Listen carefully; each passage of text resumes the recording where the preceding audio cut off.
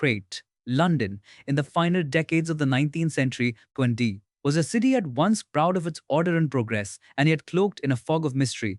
The rain-polished cobblestones, the hiss of gas lamps, and the ceaseless rumble of carriages formed the orchestra to which all manner of dramas were played. It is in such a time that I, Dr. John H. Watson, found myself once more seated at Baker Street, recording the curious events surrounding one of Sherlock Holmes's most singular cases, the affair of the 5 orange pips.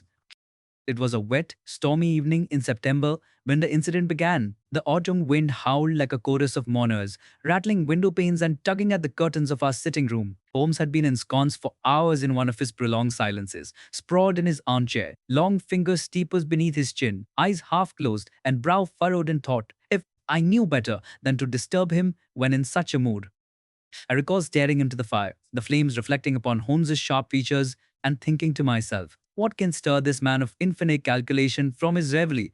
Nay, only some strange mystery, no doubt, worthy of his unique methods. My dear Watson, even silence is instructive. Observe how the rain accumulates against the glass, blown always from the east. That tells us the gale has veered from its customary quarter. Elementary, of course, and yet it speaks volumes to a sailor upon the sea. You amaze me, Holmes. Even in weather, you find deductions to occupy the mind. He smiled faintly at my remark, though his eyes did not open. It was then that a knock, sharp and hurried, resounded upon our door.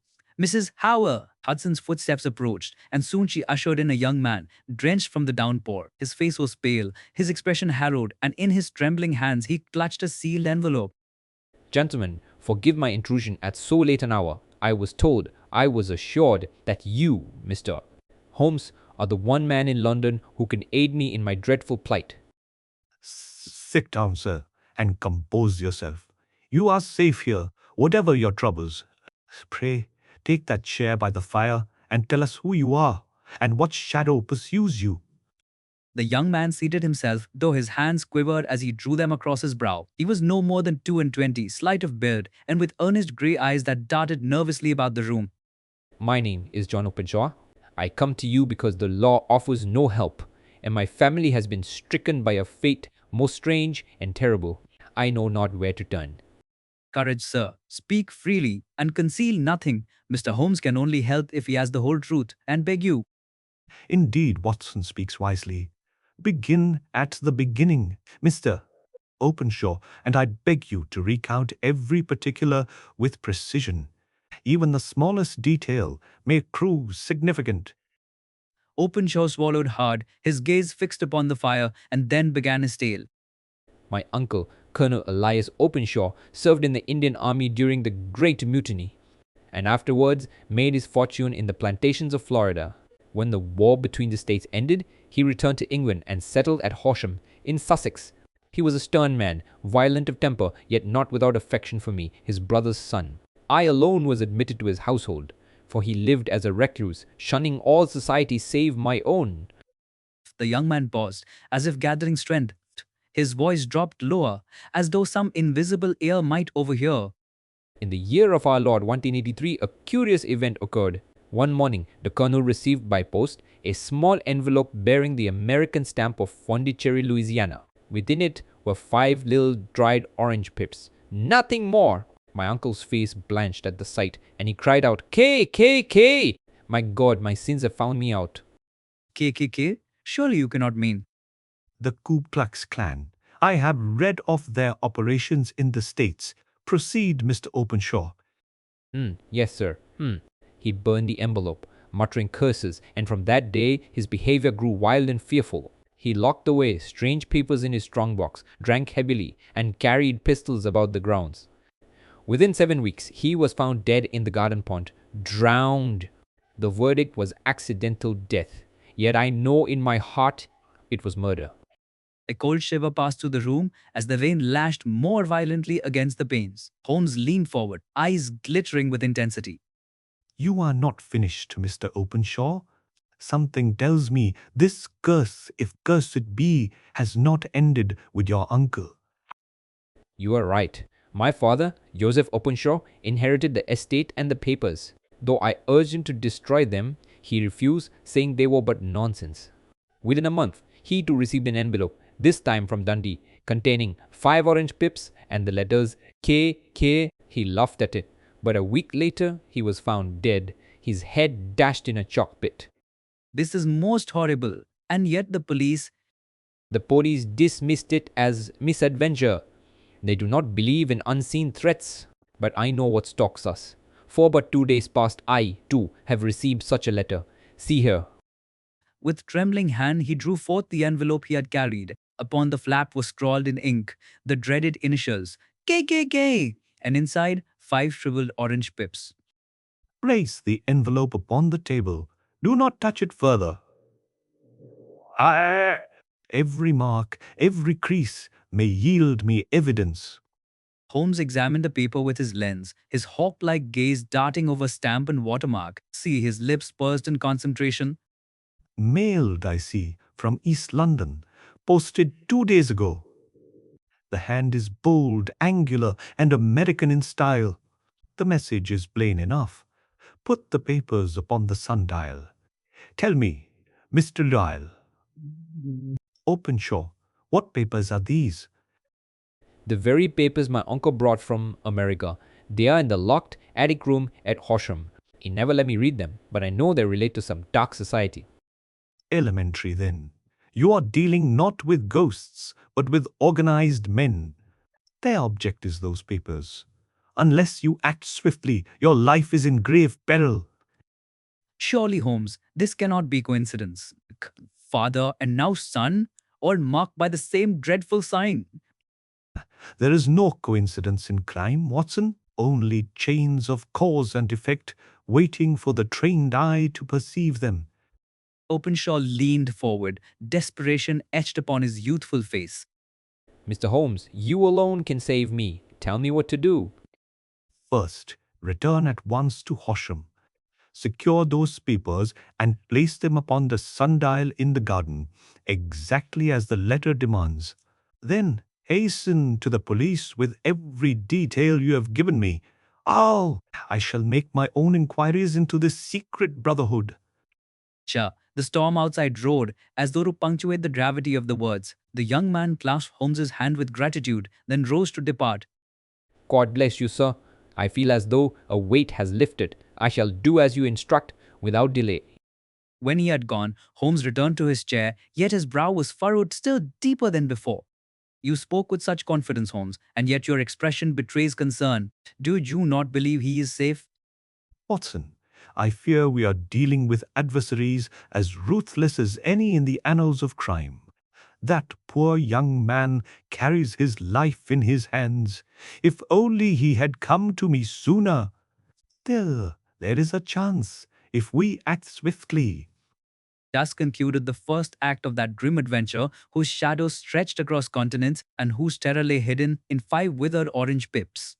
Hyson. After young John Openshaw departed into the storm, a deep stillness fell upon our rooms at Baker Street. Demery! The rain continued its relentless tattoo against the glass, and the wind moaned in the chimney like some restless spirit. Boat.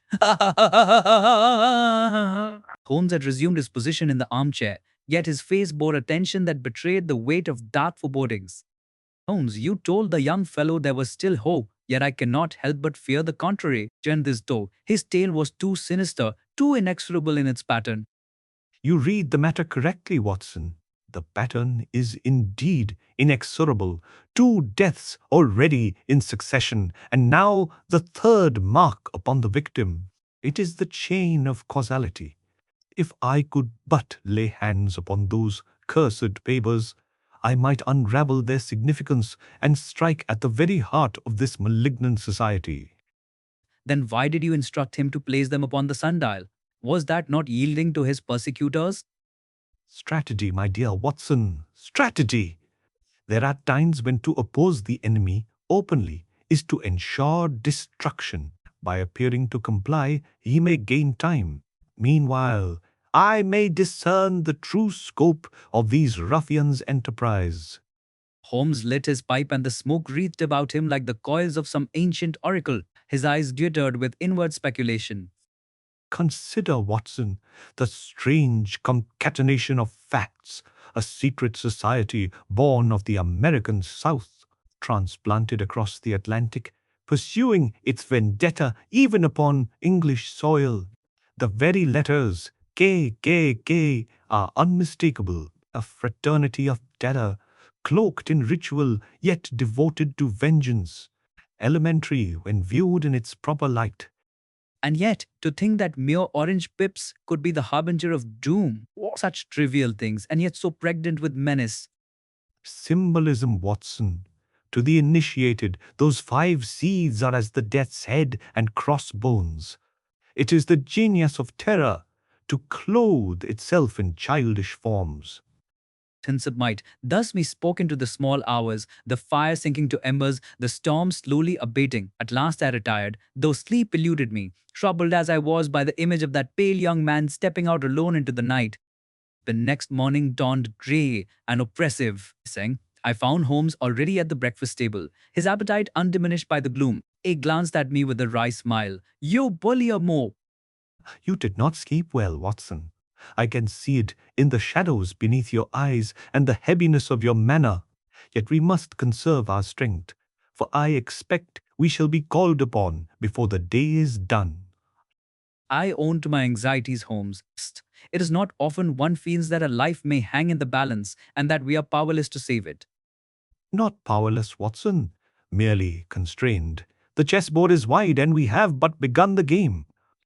Has Darman is Jude. Before I could reply, there came a knock at the door, and Mrs. Syne Hudson entered with a morning paper, damp from the press. Holmes seized it, scanning the columns with hawk-like rapidity. Suddenly, his expression hardened, and he slapped the page with his long forefinger. "Ha!" Alas, Watson, my fears were not without warrant. Read here, tragic death in the Thames. My eyes fell upon the article. Told of a young man, John Openshaw of Horsham, found drowned in the Thames near Waterloo Bridge. The verdict was, as always, accidental death, though no witness could explain how he came to the water. Good God! Then our warning was in vain. Right. The poor lad is dead within 24 hours of leaving this room. Murder, Watson, cold-blooded and deliberate. The slow hand of fate has closed upon him, and he is lost. Holmes rose abruptly, pacing the room with restless energy. His grey eyes flashed with indignation. His voice rang with a suppressed fury, rare in him. I shall not rest until I have brought these men to justice. If ever I have been moved by personal feeling, it is now. The law may call it misadventure, but I shall call it what it is, murder most foul. Come, but Holmes, what evidence can you muster? You have but an envelope, 5 pips, and conjecture. Evidence, Watson, is the thread by which I weave the garment of truth. Let us examine what we have. He spread the fatal envelope upon the table once more. John, his magnifying lens sweeping over it with deliberate care. Observe the postmark, East London, the writing, American hand, the instruction. Put the papers upon the sundial. From this, we deduce that the sender is an American with knowledge of Colonel Openshaw's plantation life and the sundial in the garden. The inference that he or his confederates once stood upon that very ground. Then the enemy is not distant, but near at hand in London itself? Precisely. And if near at hand, then not beyond the reach of my inquiries. He struck a match and lit a fresh pipe, the smoke curling in intricate patterns as though mirroring his thoughts. This society, Watson, depends upon secrecy. Yet secrecy leaves traces, letters posted, meetings held, men travelling across seas. Already, in my mind, the net begins to tighten. The hours passed with Holmes writing notes, consulting directories, and dispatching messengers with quiet urgency. I meanwhile reflected upon the melancholy fate of John Openshaw and upon the curious, relentless cruelty of fate which seemed to strike blindly, yet with dreadful accuracy. It was near evening when Holmes returned from one of his forays into the fog-laden streets. His coat was damp, his boots thick with mud, but his eyes burned with the fire of discovery. I have traced the matter farther than I dared hope. Listen, well, Watson, 3 days before Openshaw received his letter, a ship, the Lone Star, out of Savannah, arrived in London. She is a Texas vessel. her crew entirely American. Mark you, she lies even now in the Thames, preparing to sail again. Then you believe her crew to be the emissaries of this society? Elementary. Who else would employ such methods? The Lone Star. What name could be more significant? And her presence coincides precisely with the delivery of the fatal letter. Hans paced the hearthrug, his long fingers twitching with suppressed excitement. They landed, delivered their missive, and when Openshaw failed to comply, or complied too late, they silenced him forever. Then, with their work complete, they prepared to return across the Atlantic, their consciences unburdened by English law. Can we not appeal to Scotland Yard to detain them? Surely this evidence is sufficient. Scotland Yard, a body of estimable men, no doubt, yet bound by the chains of procedure. By the time they stir themselves, the Lone Star will be halfway to America. No, Watson, the matter lies in my hands alone. His words fell with the solemnity of an oath. He stood before the fire, tall and commanding, the very embodiment of resolution. I shall send them their own token. They dealt in symbols, so shall I. 5 orange pips shall they receive, accompanied by the initials K.K.K. And they shall know that vengeance follows them upon the waters. You mean to terrify them, as they terrified Openshaw? To terrify, and more, the seed of fear, once sown, grows rank in guilty soil. It will unman them, disrupt their designs, and perhaps lead them to betray themselves. With those words, Holmes seated himself at his desk, wrote swiftly upon a half sheet of paper, and enclosed within it 5 withered pips from a small jar of preserved fruit. He addressed the envelope to the captain of the Lone Star at Tilbury Docks. There, Watson, let us see whether their own weapon may not recoil upon them. Thus did Holmes cast his gauntlet against that sinister brotherhood. The lamps flickered, the fire burned low, and outside the fog thickened across London's weary streets. In my heart, I could not shake the image of John Openshaw, so full of youth and hope, now lying cold in some mould by the river. And yet, beside me, Holmes remained steadfast, his eyes fixed upon the far horizon of the case, as though he already beheld the shadows of justice stirring upon the waters of the Atlantic. Following days were heavy with anticipation. London lay beneath its customary veil of fog, the lamps glowing like faint stars in a firmament of smoke. Within the warm precincts of Baker Street, Holmes moved restlessly from desk to window, from chair to heart, his mind wholly absorbed by the fate of the Lone Star and her murderous crew. To me, the hours seemed long and fretful. I was haunted by the melancholy image of young Openshaw, and by the grim certainty with which Holmes had declared the perpetrators must be Americans of that ill-omened vessel. Holmes, do you truly believe they would be shaken by your letter? These are desperate men, accustomed to terror. Would they not laugh at such a token?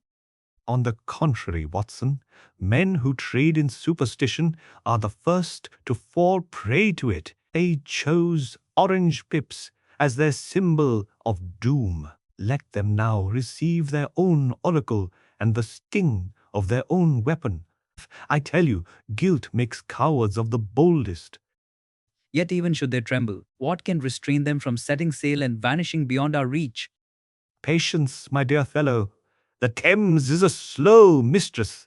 Ships do not fly as swallows, but crawl like laden beetles, awaiting tide, cargo, and clearance. Each hour they linger. The hand of justice draws nearer.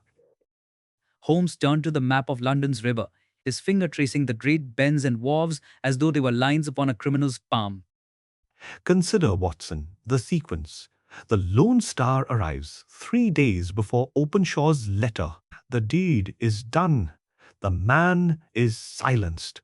And yet, before their departure, they must take on stores, coal, and fresh crew.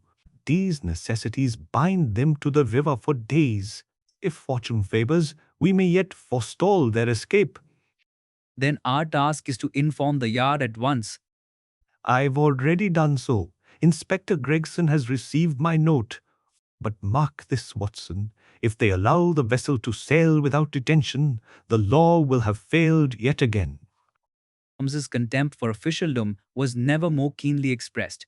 He strode about the room like a caged tiger, his long hands twitching, his voice low yet fierce. Vice! Think of it, Watson. A society of assassins extending its reach from plantation swamps to Sussex meadows, unmolested by authority, unchecked, save by the efforts of a private man. If the crown cannot defend its subjects, then it falls to me. His words rang with such conviction that I felt anew the extraordinary nature of my companion's vocation. Here indeed was one who, unaided, dared set himself against forces that spanned continents. The next morning brought news of the vessel. Holmes had secured a small column in the shipping intelligence. Listen, Watson. The American brig, Lone Star, Captain Calhoun, clearing from Tilbury for Savannah. The die is cast. She sails upon the morrow. He he he. Then we are too late. Not too late. If the elements themselves conspire with us, ships are but toys in the hands of wind and wave. The Atlantic has claimed many a bolder keel than hers. I confess I did not at first grasp the import of Holmes's words, but his eyes gleamed with that strange light which came to him when his mind foresaw the unfolding of destiny. To occupy the intervening hours, Holmes expounded to me upon the secret society whose initials had struck such dread into the hearts of the Openshaw family. The Ku Klux Klan, Watson, is a fraternity born of the ashes of civil war. At first, they cloaked themselves in the guise of regulators, avengers of defeated pride, but their methods were intimidation, arson, and murder. Their weapon was terror, their emblem, the hooded mask, their sign, the orange pip, a childish token, yet potent to the superstitious. Fragments in the press, tumbling, but never imagined they could pursue their victims across the ocean. Us quick fire. That, Watson, is the measure of their zeal. The man who betrays their secrets is marked wherever he may flee. Colonel Openshaw, once their accomplice, carried papers that could unmask them. He thought distance would protect him. He was wrong. And young Openshaw, innocent of his uncle's deeds, was struck down by inheritance alone. Guilt is not the criterion of vengeance, Watson. Fear is. To them, the papers were a sword above their necks. The family that held them must perish, lest the blade fall. Holmes's voice was hard as steel. I could see that, to his mind, the fate of the Openshaws was sealed not by accident, but by inexorable logic. On the second evening, the fog lifted and a bitter wind swept in from the east. Holmes sat long at the window, gazing down upon Baker Street as if it were but a thread in some vast web of fate. You look troubled, Holmes. Is it Openshaw still upon your mind? Always, Watson. I cannot rid myself of the thought that, had he come sooner, had I acted swifter, his life might have been spared. It is the curse of my profession to know when the scales might have tipped by the weight of a single hour. Do not reproach yourself unduly. You gave him counsel. It was fate, not failure. Fate, you say. Yet I do not believe in fate, only in cause and consequence. Still, there are moments when even the keenest mind is powerless against the march of time. The next morning brought a report that sent Holmes into a curious silence. The Lone Star had sailed with the tide, bound outward past Gravesend and into the Channel. Then our chance is gone. Not gone, merely beyond sight. The Atlantic is vast, Watson, and she is but one fragile speck upon its waters. Let us wait. One inch travels swifter than sails. So we waited. For days Holmes was restless, scanning the shipping news, haunting the telegraph office, dispatching inquiries to Lloyd's. I had seldom seen him so consumed by a case, nor so silent in his brooding. At last, one dreary November evening, as the fire crackled low and the fog once more gathered thick about the windows, Holmes returned with a telegram in his hand. But his face was pale, his eyes burning with a strange fire. Watson, the Lone Star has met her reckoning. Off the coast of Portugal she was caught in a gale and has foundered with all hands. My word, then justice has been done. Justice of a kind. though it was not the hand of man, but the hand of nature that struck the blow. He sank into his chair, the telegram fluttering to the floor. A heavy silence filled the room. I could see that my friend's triumph was tempered by a melancholy reflection. You are not satisfied, Holmes, and yet the murderers are gone, their crimes avenged by the sea. Avenged, perhaps, but not by me. I sought to bring them before the bar of man's law, to expose their brotherhood to the world. Instead, they lie at the bottom of the ocean, their secrets drowned with them. It is a conclusion, but not a solution. I ventured no further words, for I knew Holmes too well to intrude upon his meditations. Sat long, the firelight glinting upon his austere features, the smoke of his pipe rising like incense to some invisible tribunal. Thus ended the case of the five orange pips, one of the darkest and most uncanny in my record of Sherlock Holmes's adventures. It left upon my mind an impression of inexorable fate, of men ensnared by deeds long past, and of justice that comes not always by the hand of law, but by the elemental powers of nature itself. Dump many cases which I have set down in these chronicles conclude with the flourish of Holmes's triumph, the criminal unmasked, the innocent exonerated, and the law vindicated. Yet there are others which close in shadows, leaving behind the bitter aftertaste of futility. The affair of the five orange pips was one such case.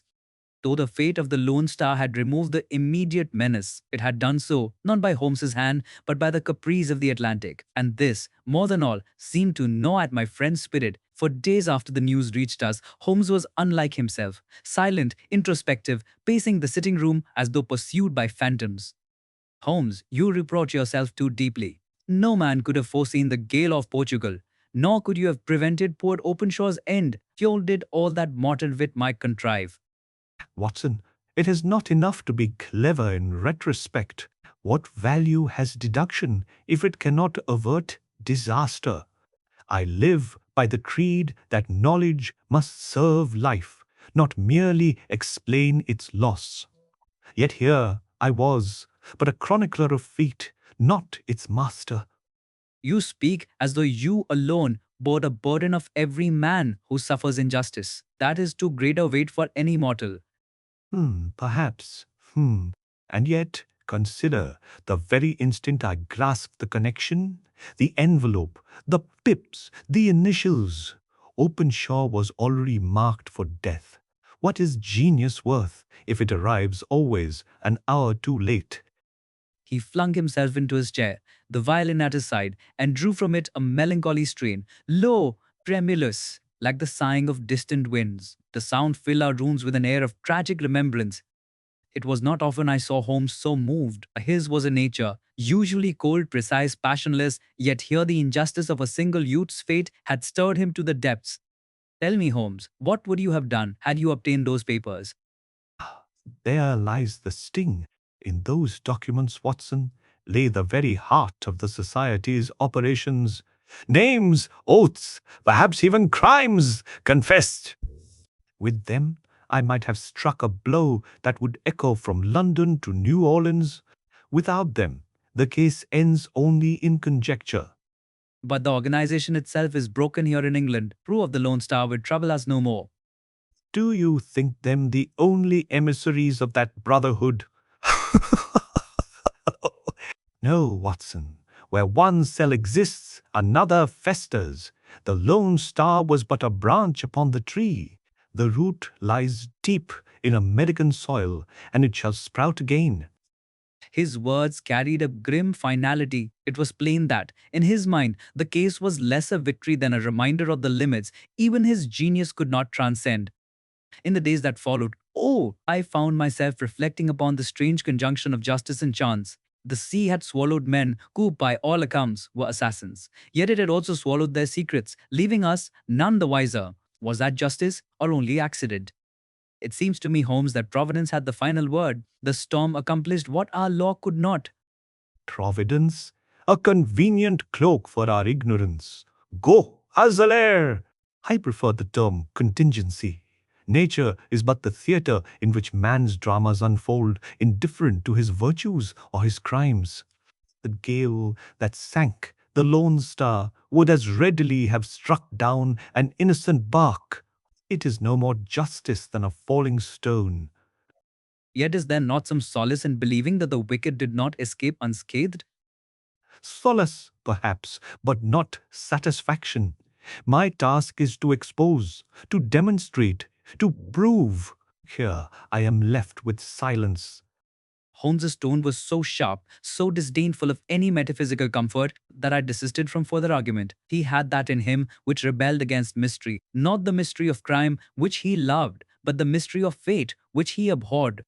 Days passed, and other clients came with their troubles: a missing jewel, a threatened marriage, up a forgery of railway bonds. Holmes applied himself to each with his usual precision, yet I perceived that, beneath the surface, his mind still brooded upon the lost youth and the drowned ship.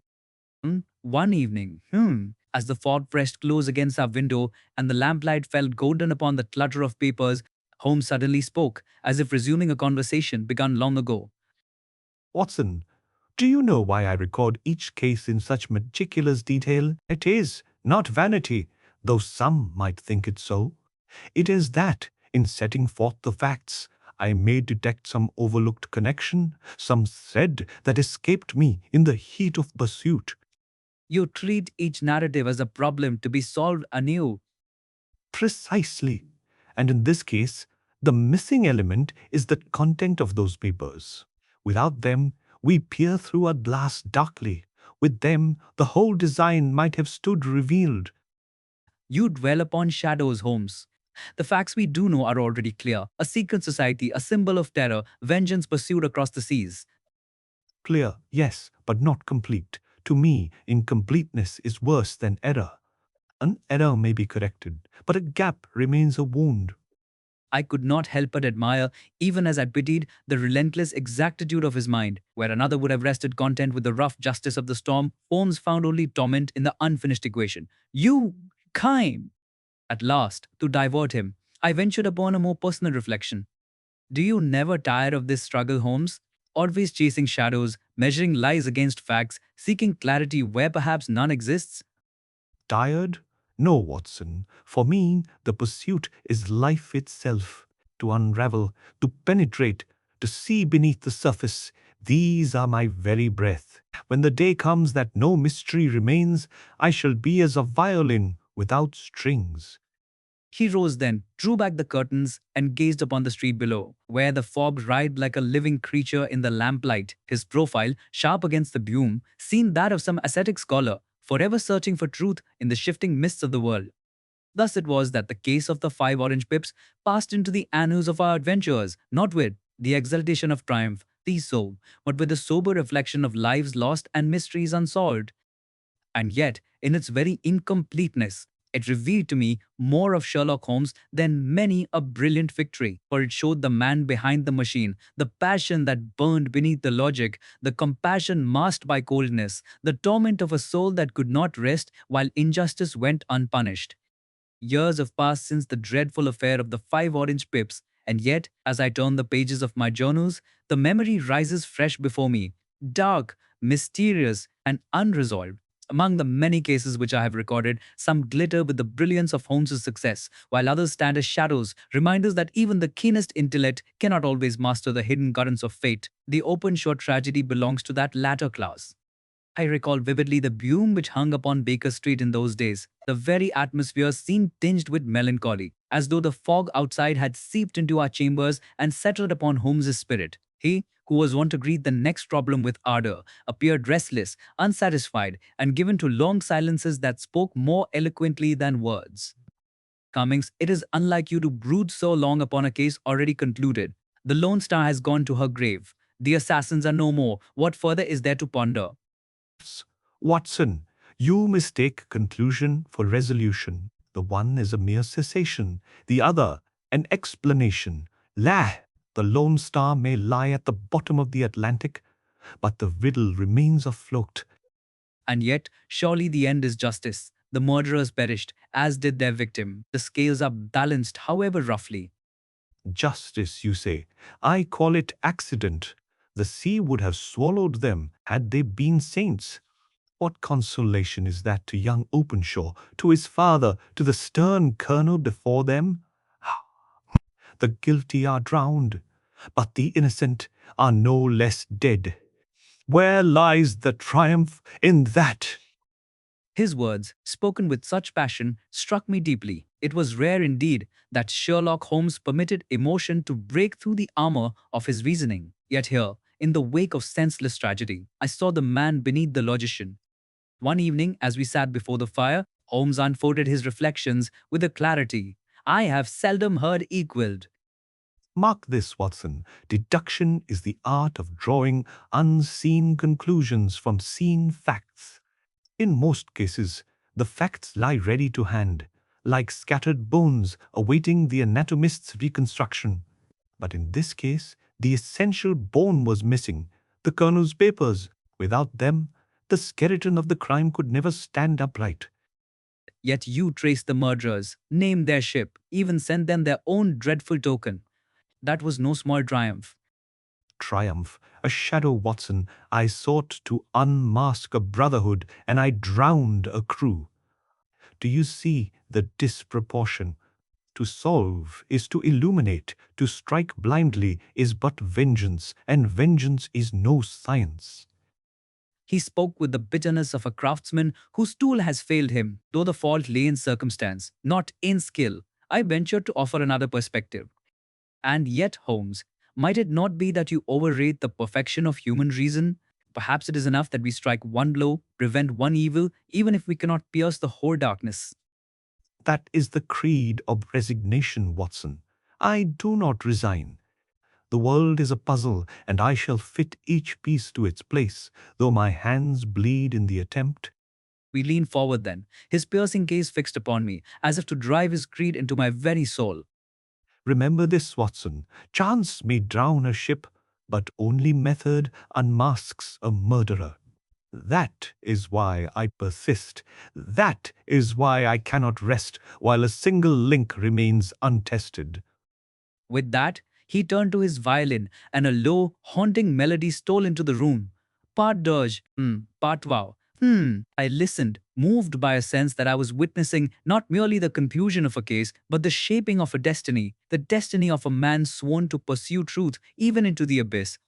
In later years, as I accompanied Holmes through cases of brilliance and renown, I often recalled the somber shadow of the 5 orange pips. It was a lesson to me that my friend's genius, for all its triumphs, was not omnipotent, that even he must bow at times to the inscrutable forces that govern human life.